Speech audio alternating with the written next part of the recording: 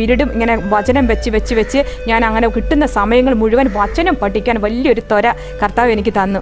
അങ്ങനെ വചനമൊക്കെ പഠിക്കാനുള്ള ഒരു വചനം പഠിക്കുന്തോറും എനിക്കൊരു കാര്യം മനസ്സിലായത്, നമ്മളിലുള്ള നിഷേധാത്മക വികാരങ്ങളും അസ്വസ്ഥതകളും ഭാരങ്ങളും ഇങ്ങനെ എല്ലാ തരത്തിലുള്ള നിഷേധാത്മക വികാരങ്ങളുടെ മേലെ ദൈവത്തിൻ്റെ ഭരണം വരുന്ന ഒരു വലിയൊരു അഭിഷേകം എനിക്കിങ്ങനെ വന്ന് നിറയുന്നതായിട്ട് എനിക്കിങ്ങനെ അനുഭവപ്പെടാനായിട്ട് പറ്റി. പിന്നെ കുട്ടികളെയും കൂടെ ടൂർ പോകും. അപ്പോൾ നമ്മൾ അവരുടെ ഒരു സാന്നിധ്യമാണല്ലോ ഏറ്റവും പ്രധാനപ്പെട്ട, അവരെ ശ്രദ്ധിക്കണം എന്നാണ് നമുക്കുള്ളത്.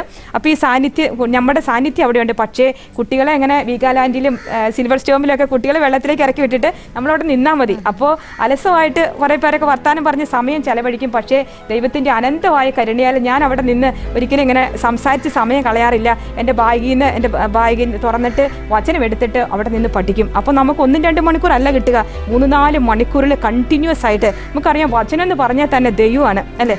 പിതാവായ ദൈവത്തിൻ്റെ വലതുഭാഗത്തിരിക്കുന്ന പുത്രൻ തമ്പുരാനായ